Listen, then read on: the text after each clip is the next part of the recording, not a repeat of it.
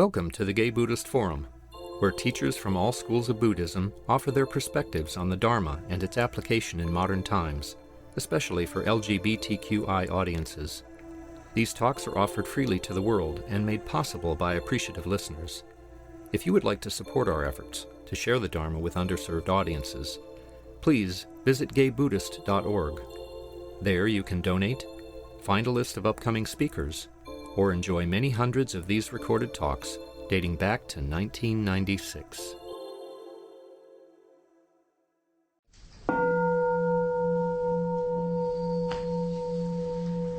Welcome back to the Gay Buddhist Fellowship. Our tradition is to go around and introduce ourselves first before we hear from our speaker.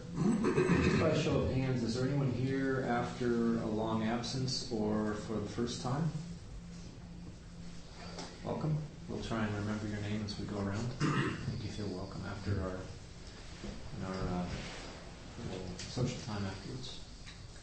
My name is Tom. My name is Michael. Jack. Prasada Chitta. My name is Gary. Greg. Helen. My name is Harley. Donald. My name is Lee. My name is Brian. My name is Jerry. Jeff. I'm Clint. My name is Oswaldo. Michael. My name is Cass. I'm Brad. I'm George. Dennis. George. My name is David. Grisha. Mike. I'm Hal. I'm Jim. Peter. Gary. Mark. I'm David. Wonderful. Well, today we have the pleasure of hearing from David Lewis, part 4 of the 4 Foundations of Mindfulness. David has been following the Dharma path for 40 years and has a degree in comparative religious studies. He attended his first retreat in the Shambhala tradition at the age of 17 and has been practicing insight meditation since moving to San Francisco over 25 years ago. David teaches an insight meditation course at the Mission Dharma Sangha, led the Gay Buddhist Fellowship 2014 Fall Residential Retreat, and facilitates a weekly meditation group for seniors. He's a graduate of Spirit Rock Meditation Center's Dedicated Practitioners Program. David, welcome. Thank you. So, this is the 4th installment in the 4 Foundations of Mindfulness. And the 4 Foundations of Mindfulness, do a little review, is one of the translations for a famous, very famous teaching of the Buddha called the Satipatthana Sutta. And in this sutta, sutta is a teaching, sutra in Sanskrit, sutta in Pali. The Buddha offers up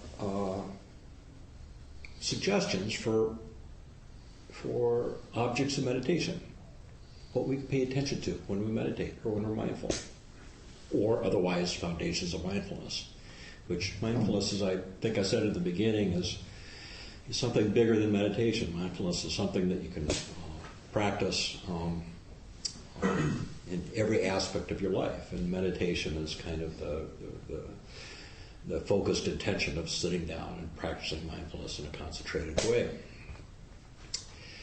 So you don't need to meditate to be Buddhist, and you don't need to be Buddhist in order to meditate. And you don't need to either be Buddhist or to meditate to come to GBF on Sunday mornings. The Buddha was not a Buddhist, any more than Jesus was a Christian. But the Buddha was this, I believe, great genius, spiritually, intellectually, and scientifically, who undertook a study of the mind and the causes of happiness and the causes of suffering, and came up with this program of decreasing suffering in our lives and increasing equanimity, happiness, contentment. the program was the Four Noble Truths, which you've all heard about, and the fourth of the Four Noble Truths is the Eightfold Path, which is the program of how to be in the world if you want to follow this path. So I suppose if there were ever to be a dogma in Buddhism, and Buddhism is very anti-dogma, but if somebody was going to force a dogma on Buddhism, it would be the Four Noble Truths. Indeed, one of the definitions of right understanding in the Eightfold Path is accepting the depiction of reality of the Four Noble Truths. And I know you've heard a lot about the Four Noble Truths from other speakers. One of my teachers said there's really only one Dharma talk, and it's the Four Noble Truths. Everything else emanates out of that. But in the context of the Satipatthana Sutta, the Four Noble Truths could be looked at as a practice, as a meditation practice or a mindfulness practice. So this morning, some of you might have noticed in your meditation, consciously or unconsciously, you might have noticed some discontent. Maybe you were feeling a little restless, or your mind was active, or you were having a lot of thoughts that you wish would go away. Or maybe you were sleepy and kind of dozing off. Maybe you were wanting things to be other than they were. Maybe you were hoping for a better meditation. So that's dukkha. That's the first noble truth. You may have experienced some dukkha in your meditation this morning. And you might have noticed, if you're practicing mindfulness just a little bit and looking at your experience, you might have noticed how you feed into that dukkha. If you were restless, you might have noticed how you kind of grabbed onto a juicy thought and stuck with it for a while. Or you might have noticed, if you were sleepy, that you were trying to resist that. You were pushing against it. You were trying to enliven yourself somehow. Or you were just not liking it. So you might have gotten attached to your experience, either by pushing away or feeding it. So that's the second noble truth. That's craving or clinging. And if you noticed that you were doing that and you were being very mindful, you might have caught yourself doing it and said, I don't need to go there. I don't need to do that. And you might have let go of your resistance. You might have let go of your clinging. And that's the third noble truth. Freedom from suffering. The sleepiness doesn't go away, but our resistance to the sleepiness can be let go of.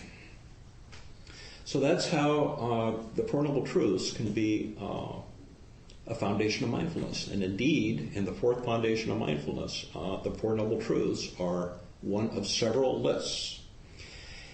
And these lists, they're called dharmas, dhammas in Pali, dharmas in Sanskrit, these lists make up the fourth foundation of mindfulness.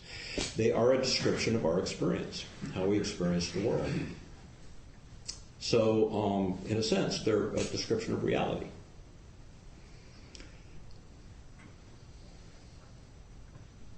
So this is the fourth talk on the four foundations of mindfulness. The first foundation of mindfulness was about the body. The body, the breath, your physical presence of being in this body. Second foundation of mindfulness that I talked about was feeling tones. The kind of primal experience we have in every moment of finding our experience to either be pleasant, unpleasant, or neutral. That's something you can focus on in meditation. You can make a whole meditation out of doing nothing but noticing whether your changing experience is pleasant, unpleasant, or neutral. The third foundation of mindfulness that I talked about last month, and we had a very lively discussion about, is working with thoughts and feelings. So you can see they're getting more complicated as we go along. These objects of meditation, these foundations of mindfulness, it gets a little bit more complicated and involved. In fact, the first two foundations, feeling tones and the body, are pretty much preconceptual. Last month we talked about thoughts and feeling tones, and lots of different ways of working with thoughts. It's a really interesting area of exploration. The fourth foundation of mindfulness I'm talking about today is vastly more complicated because basically the fourth foundation of mindfulness covers all of reality from a Buddhist perspective, not included in the first three.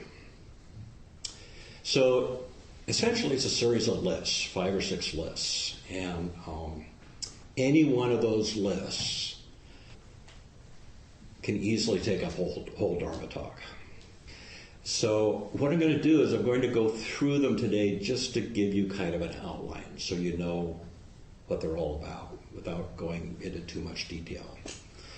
But as I'm going, I'd like you to kind of make a mental note is if you hear something you'd like to hear more about, or even one of these lists you'd just like to be expanded, let me know. Tell me or tell Hal or Jeff, somebody that does programming, and I'll do a Dharma talk on it.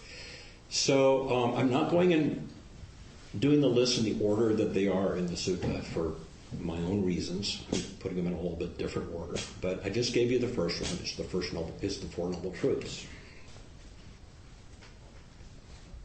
I'm going to jump back to something I was saying a few minutes ago. You don't have to meditate to be a Buddhist. But in the Eightfold Path, the Buddha's program for awakening, for liberation, for happiness, in the Eightfold Path, the last 2 elements of the Eightfold Path are mindfulness and concentration. And so the Buddha is saying, if you want to be liberated from suffering, if you want more happiness in your life, it's very useful to meditate. It's very useful to practice concentration and mindfulness. Because essentially what that's about is changing the way we relate to our minds. And we can't, these are my words, not the Buddha's, you can't change your relationship to your mind by thinking about it. So mindfulness practice is not thinking about things in a different way. It's looking at thinking in a different way, and emoting and everything else that we do. So, moving on. The next list is the 5 hindrances. And the 5 hindrances are, again, these are objects of meditation. This is something you can look at in any given meditation on any given day, including this morning. The hindrances are what gets in your way of meditation. Not to say that they're bad. The hindrances come up. So if we can notice the hindrances without being judgmental about them, it's helpful. It supports your meditation.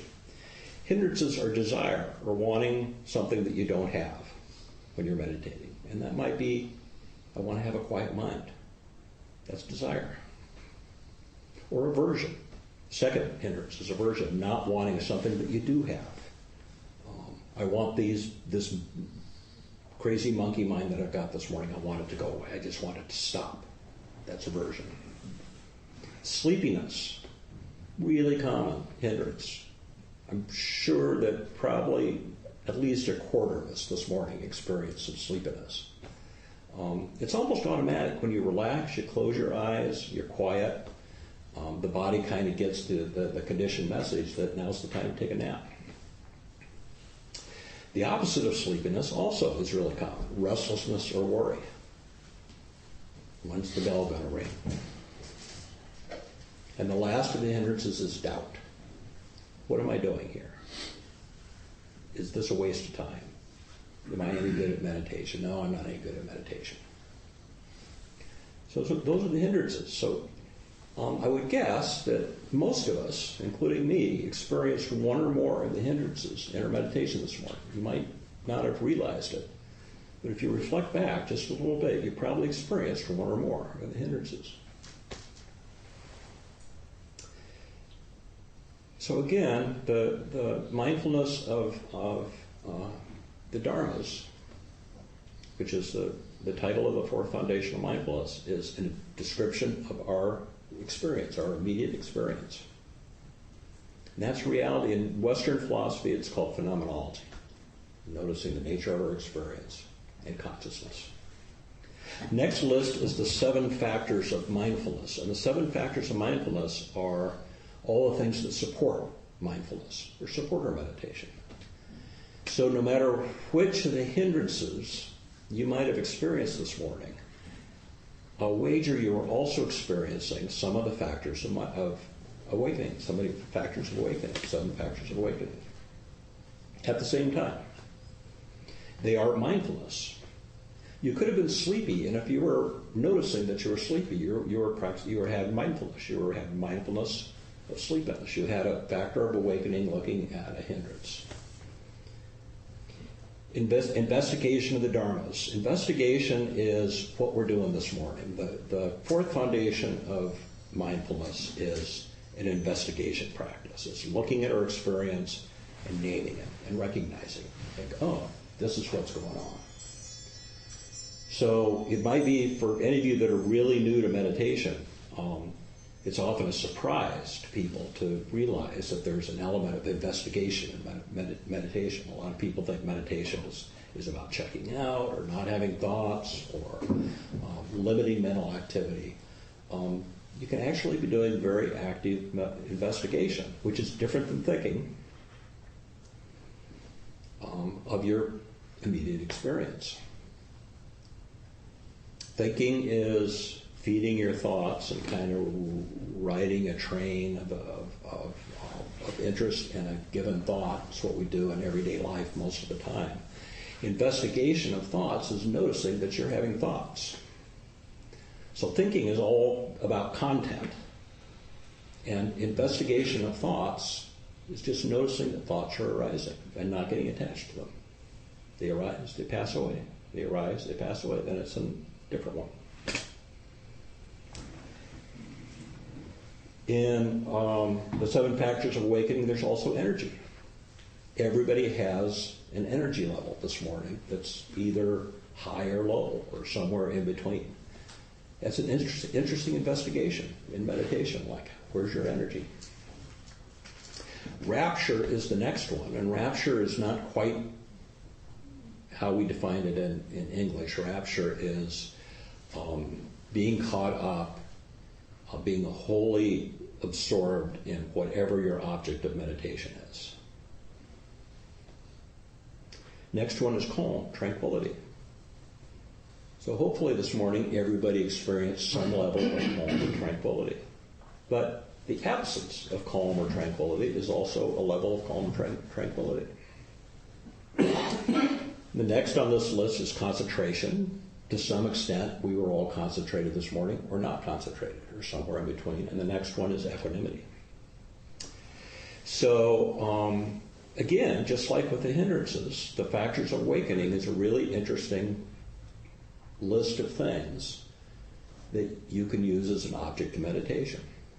So, I hope you're kind of getting the idea that there's a lot of interesting things you can be doing when you're meditating. A lot of options. It's not checking out. In fact, at least in my tradition, in the Theravada tradition, when you are on a meditation retreat and you have an interview with a teacher, this isn't universally true, but a lot of the teachers simply want to know, when you come in for an interview, which hindrances are present and which factors of awakening are present. And they'll say, how's your energy? How's your calm? How's your concentration? What about equanimity? What's present? What's absent? What's the nature of your experience?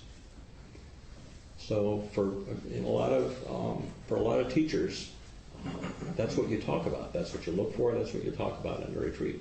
Which hindrances are present? And they change. They come and go. And which factors of awakening? So my first few retreats, I wrote down those two lists and kept them in my back pocket. And during the course of the day, I would pull it out and say, oh, yeah, tranquility. How's tranquility right now? Absent, don't have any.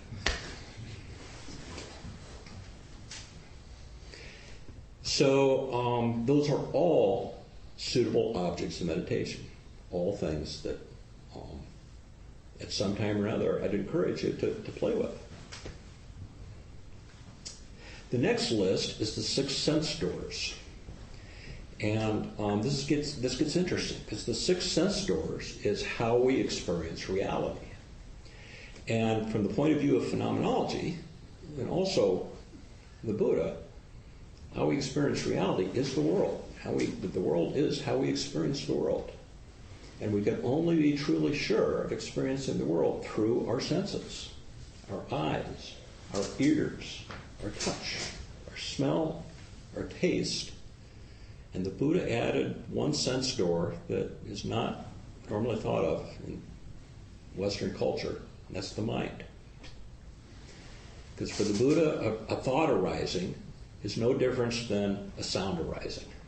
Consciousness meets a thought, and then does something with it or not. Thoughts can simply arise and pass away. If you do nothing with it, it's no different than a thought or a smell or a feeling. So again, you can spend an entire meditation really with any one of your sense doors. You can spend an entire meditation saying, okay, my object of meditation for this meditation is going to be sound or absence of it. I'm going to notice any sound that arises, even the breathing of the person next to me, or a bird singing outside, or a door opening or closing, without judgment. It's being open to that experience. And that includes the mind. If we can experience thoughts and feelings arising without judgment and without getting attached, we start noticing the changing quality of our experience. Everything comes and goes, comes and goes, comes and goes. And the lesson there is impermanence. We start noticing on a very real, direct experience level the nature of impermanence.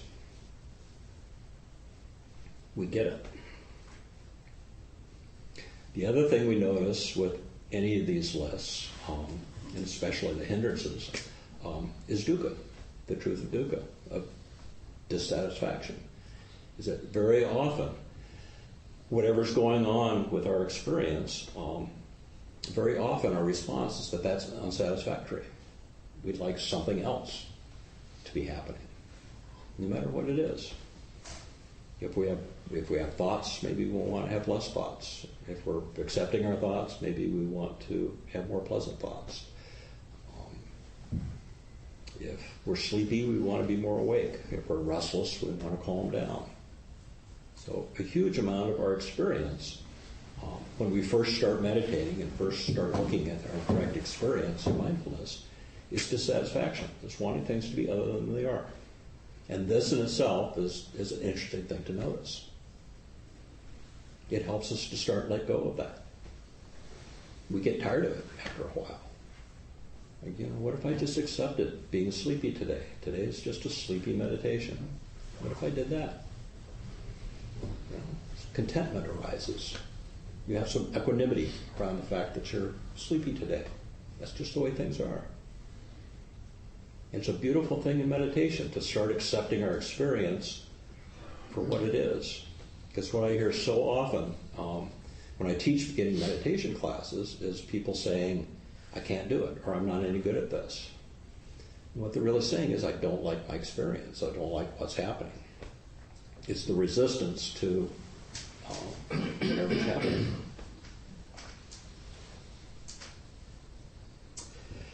The next and final list of the fourth foundation, the Dharmas, is the 5 aggregates of clinging. And I've talked about the aggregates before. The aggregates is the Buddha's list of what makes up you and me. The Buddha's list of what we call ourselves. And they're very often translated as the 5 aggregates. But sometimes they're called the 5 aggregates of clinging. Because, in fact, the aggregates are not a problem unless we cling to them. And kind of just like everything else I've talked about this morning, it's really not a problem unless you're attached to it, unless you're trying to push it away or have more of it.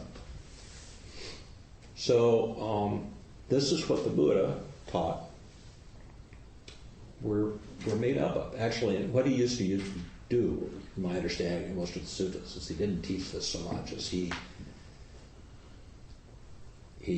questioned people in kind of a Socratic method and pulled it out of them.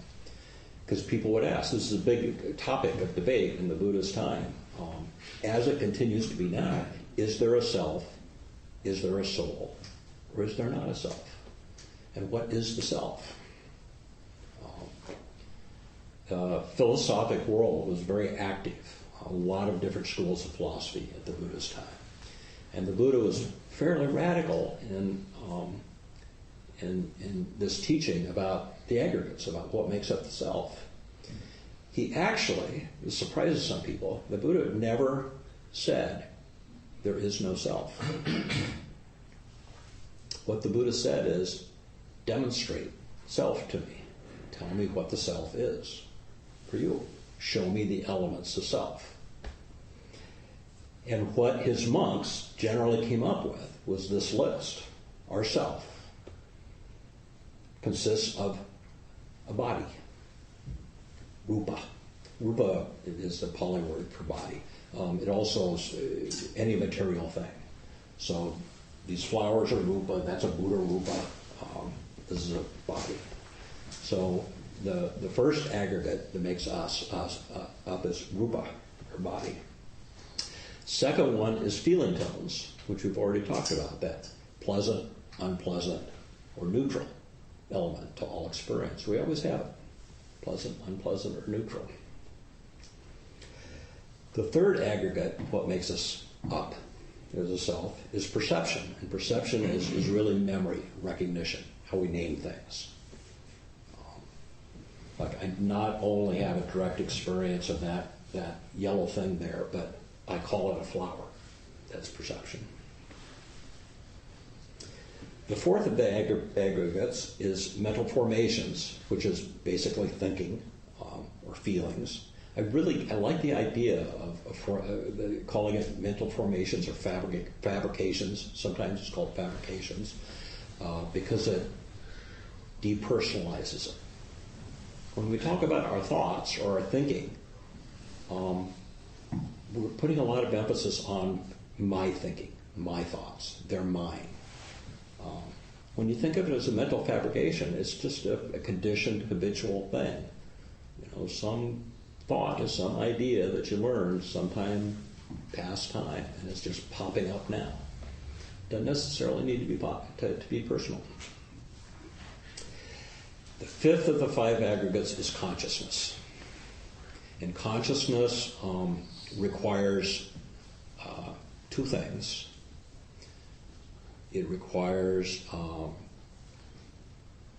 mind, and it requires a sense organ, three things: a mind, a sense organ, and an external object. So my consciousness of that flower requires the flower to be there, my eyes to see it, and my mind to make the connection. It's consciousness. So consciousness is dependent on the flower in my eye. If I were blind, I would not have eye consciousness. That consciousness would not exist. So, as the Buddha did, I would challenge all of you to tell me what the self is. Anything other than, or more than, or less than these five things. It's an interesting investigation. But like all the other dharmas in this list, the five aggregates are something that you can use in meditation. I know people that have done month-long retreats where their objects of meditation for the entire retreat for 28, 30 days is the five aggregates. Simply going to pay attention in my meditation and my daily life 24/7 to body, feeling tones, mental formations, and consciousness. These things arising in my consciousness and passing away. It's pretty interesting. I mean, just try to wrap your mind around that. It's pretty interesting. One of the interesting things to me about, and it really hit me when I was preparing this talk about the five aggregates, is that they very closely mirror the four foundations of mindfulness. This whole teaching, this whole sutta, the Satipatthana Sutta, where the Buddha is saying these are the suitable objects of meditation. This is what you should pay attention to if you want to see the world as it is, if you want to see yourself as you are, if you want to experience your true nature and understand truth. It's one of the words for dharma, is truth. If you want to experience true nature, look at the body, first foundation. Look at feeling tones, second foundation. Look at your thoughts and feelings, the third foundation. And look at all the other dharmas. So this fourth foundation, mindfulness of dharmas. Dharma has, I know you've heard this before, dharma has many translations. One is truth, the way things are, simply the nature of reality. Another is the Buddha's teaching, the dharma. We call these things dharma talks because it's a teaching. So in the fourth foundation, which is called mindfulness of dharmas, it's mindfulness of the nature of things. So this whole teaching is a way of looking at reality, and it's a way of looking at yourself. So, and the list of the aggregates, which are body, feeling tones, perception, mental formations of consciousness, very closely mirror the four foundations of mindfulness, meaning that what the Buddha is saying is if you want to understand reality, look at yourself. Everything, in another sutta, the Buddha said, everything there is that needs to be known, all the truth in the universe is contained in this fathom-long body, in your body. You don't need to be a deep scholar, you don't need to go to university. You need to sit down and pay attention to what's going on in this being, in the five aggregates.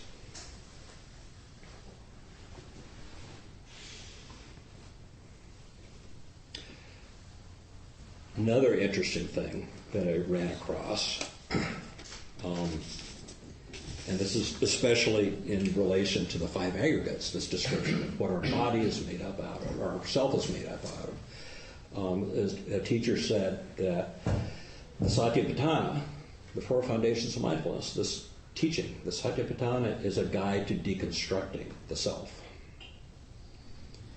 So if you have an interest in this question about whether we have a self or not, or if we are hung up on the self, and it's one of the hardest things for people to let go of in practice, is this idea that I am a solid, well-defined self. This is the way to deconstruct it, is to look at the separate elements, look at the details of what makes up me. Because there's freedom in letting go of that identity. An awful lot of this practice points towards liberation. You've heard that expression before. We want to be liberated through our Dharma practice. And it's a great word, and it's interesting to explore what we want to be liberated from. And very often, for me, what I want to be liberated from is my strong sense of identity with this self, with this body, and with the many labels that I give myself. And one of the things that delights me about Dharma practice in the Bay Area is if you go to any given retreat, and I go to retreats in a couple of different traditions, there's a very high proportion of gay people there, higher than you find in the general population. And my theory is that we know something about liberation, that the LGBT community, those of us that have had the blessing of coming out in our lives, we know something about letting go of an identity that's been imposed on us by our culture. And we know how hard that is. What a struggle it is. It's not easy to let go of an identity that has been taught to you from a very, very early age. And we know the feeling of liberation that happens when you do let go, when you finally get to that point. It might, happen over time. We know what it's like to let go of, like, oh, that thing that I always believed was true about myself, or supposed to be true about myself, wasn't true at all. That's exactly what the Buddha is asking us to do with other aspects of our identity. Is take a careful look about how you identify yourself, what you believe, and what you cling to, and decide whether it's really serving you well. Decide whether it's true. If it's not, let go of it. And that's liberation. So, I think I'll end with that. And I'd be very interested in hearing what you have to say. Please feel free to challenge me, by the way, or challenge the Buddha. This concept of reality, David. Thanks. I always struggle with the hindrance doubt. And in my mind, I'm thinking the bigger hindrance would be belief without knowing, or blind faith. So I just wanted to... I couldn't agree with you more. I actually think that's the flip side of doubt. Belief and faith. Because belief can be, it depends on how you define it, belief can be clinging to a solidified or reified idea of something that may or may not be true. And doubt is just the flip side of that. It's like, I don't know what to believe. I don't know whether this is true or not. So very often, doubt comes with belief. I'm thinking out loud here. The people that I know that have the most doubt are sometimes the people that have the most belief. Yeah. 2 questions. Isn't the third foundation of mindfulness thoughts and feelings the same as mental formations? Yes. Okay. Yeah. So I'm trying to wrap my head around this. What these foundations are basically domains of phenomena that to pay attention to with great precision. And that the fourth foundation would be, in addition to the consciousness that co-arises with senses, there's also an awareness that observes, is aware of all of that. An awareness in addition to consciousness? Yes. Outside of consciousness, there's an unconditioned awareness. Yes. I think this came up last time, too. Yeah, it always has. It's like the unsaid thing, It's really juicy area for exploration. This difference between awareness and consciousness. Yes. And my answer to it, and this is just mine. There's people that disagree with this or have their own answers, but my answer is that consciousness is conditioned, is dependent on an object and a sense organ and a mind to make the connection. Yes. Whereas awareness is universal, is unconditioned. Yeah. So you can get in a sensory deprivation tank and turn off consciousness, but you cannot turn off awareness. Yeah. That's the way I talk about it. Thank you. I love the series. I can't wait for the next one. The sense of a witnessing aspect of our awareness. Is that what you mean by awareness? Or do you know what I'm? Yeah, I know what I mean. Yeah. Well, you're delving into really interesting territory here. What a Zen master might say is who witnesses. Right. Mm-hmm. And it's always going on. Yeah. I recently spoke with a particular about adults with prolonged eating disorder, and their brains have lost fat that they need, and what they lose is a sense of the witness, Huh. which is fascinating. That's really interesting. Yeah. Really interesting. Lee. So the last thing that you, thank you, and the last thing that you talked about gay people sort of raised some thoughts. They keep popping up. Good. That were.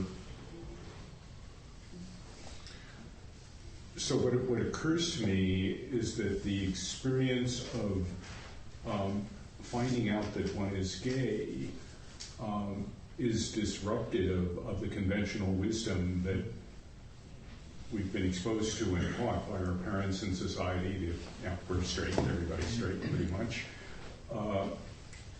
And so it casts into doubt the whole conventional wisdom that we have, like other kinds of disruptive innovations in science and industry and so forth. Question authority. And so one perspective on Buddhism, which I think is correct, is that it's not a religion. It's an effort at a science of mind, and it's devoted to inquiry. And my understanding is that the Buddhist perspective on that was, that's fine. Yeah. Don't just, sort of like, this is the list of things, this is the way it is, this is a place to start inquiry.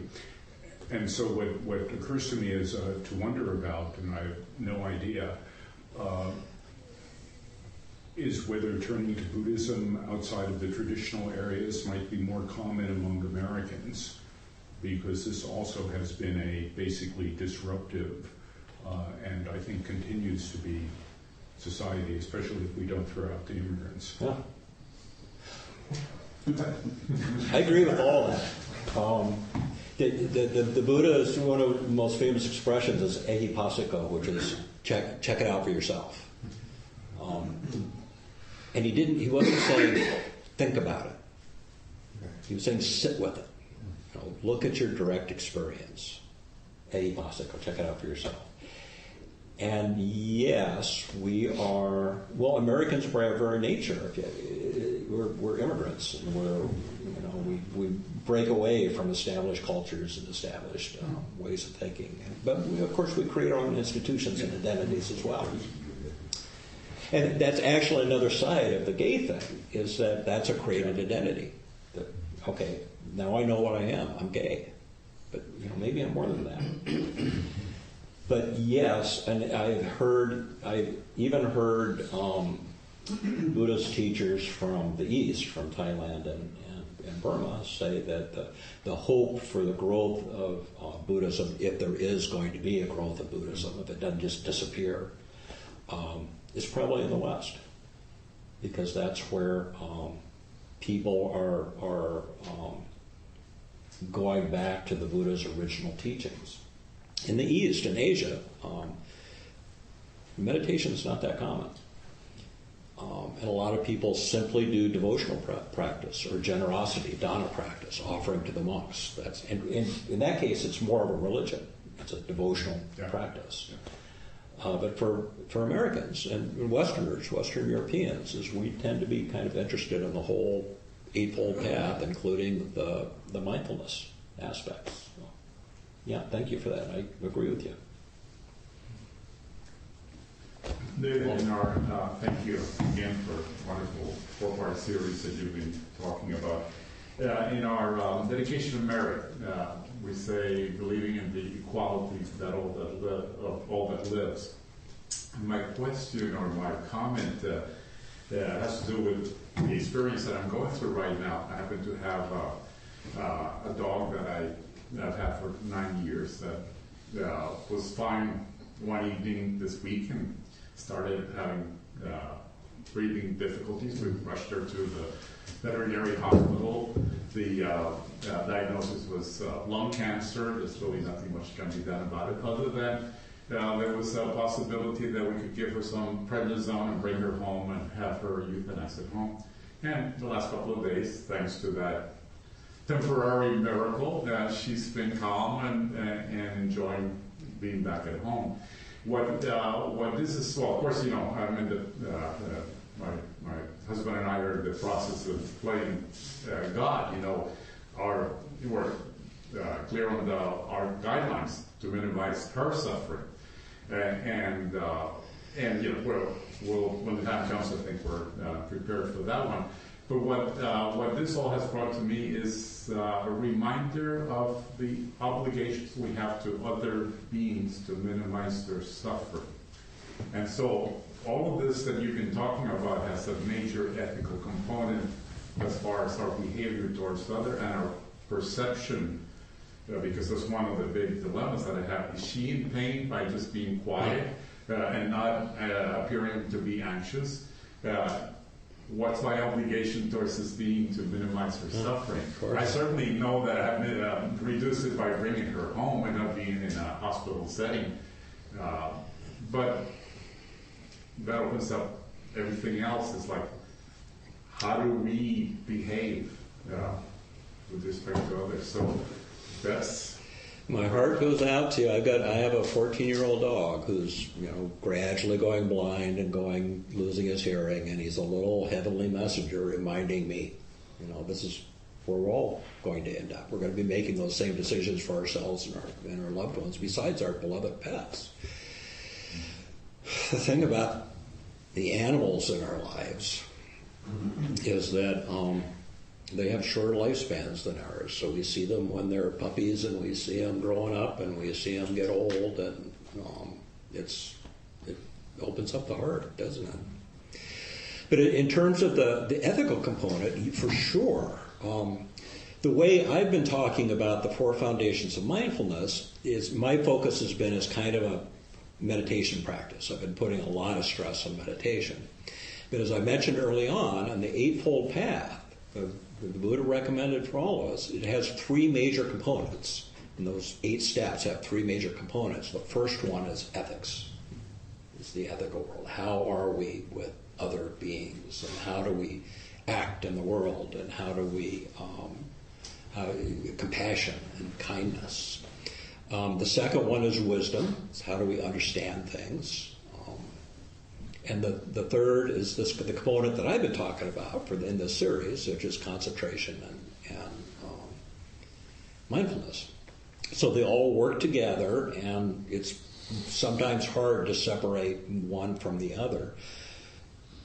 But maybe one of the things it's time to have a talk about sometime in the next year is the Eightfold Path, which is complicated. There's a lot of stuff there. There's ethics, there's wisdom, there's meditation.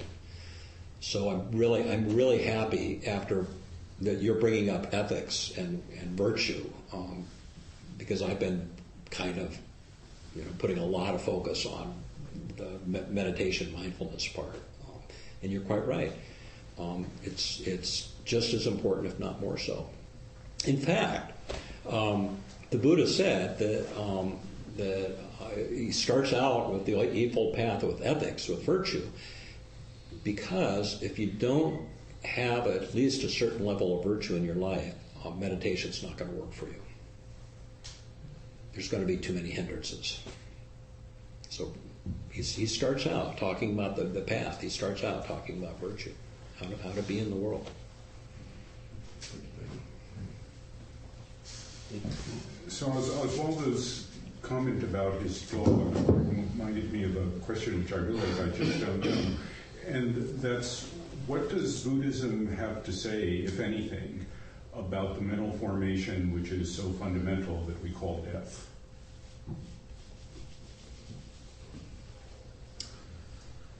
Well, you are defining death as a mental formation. I am. That's sort of a way of asking for a comment. I don't know if I can answer that one. I don't know if it's just me or if Buddhism doesn't have a response to the mental formation, because death is something that happens to the body and the mind.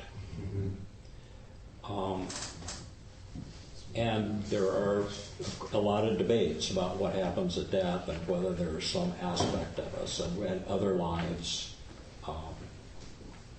And there is a lot said about other lives in Buddhism, but I tend not to address that because that's something I haven't experienced directly myself. So I don't like to talk too much about something I don't have direct experience of because it's an abstraction for me. A mental formation. Yeah. So sorry, I can't help it. No, I just realized it's so fundamental, and I've never really run across anything in Buddhism that that I've run across directly addresses that. I'll tell you one thing that I heard once in a talk that I found helpful about other lives, and I don't have a stance about other lives myself because I haven't experienced it. But I did hear a teacher say that one way to think about it is you have a candle in one hand that's lit, and a candle in another hand that's not lit. And you light the unlit candle with the candle. Is that flame the same as that flame, or is it different? Or if we have this in the science fiction things, if we can teleport and recreate the body as someplace else, is it still the same being? Out of my area of expertise. David, thank you. We'll have to end on death. Okay. Always a good place to end. Thank you so much. Next week, our speaker will be Stephen Tierney. Stephen is a Soto Zen priest in the lineage of Suzuki Roshi. He's a psychotherapist, a psychology professor at California Institute of Integral Studies, and the co-founder of the San Francisco Mindfulness Foundation, which provides mindfulness-based addiction prevention and recovery services in San Francisco. The Sangha does have expenses. We rent this beautiful space. We publish our newsletter. We have outreach. We have a website to keep up all those good things. So your dana is instrumental in keeping this going. Suggested donation is $10, and there's a dana bowl out there, and our host will be coming around with it to encourage your generosity before you hit the door. Our host. Yes, so there are 4 items that I need to bring up. One, there's tea, so help yourself, and there's soapy water in the sink, so just gently place the cup in the water, and I will wash them off to conserve water. There's a list, if you're not on the sign-up list, to receive our email transmissions. Let's see. There's a number of us that go to lunch at about 12:30. Just meet out in front. And the last item, I brought some treats, some healthy fruit, and then some processed food stuff. So whatever you're fancying. But I will come around with the down bowl. Other announcements? Seeing none, let us gather in a circle for our dedication of merit.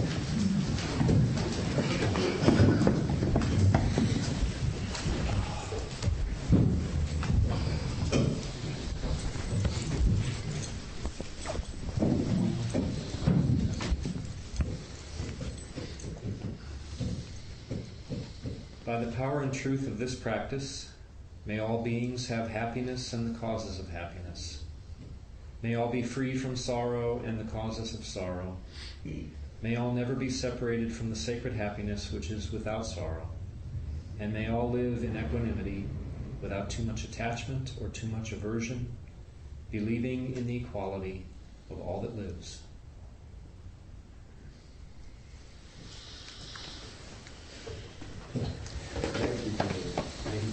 Please make Greg feel welcome during our period. Thank you for listening to the Gay Buddhist Forum. If you would like to hear several new talks per month and be notified of upcoming speakers so you can participate live, please subscribe to this podcast, like us on Facebook, and join our mailing list by visiting gaybuddhist.org.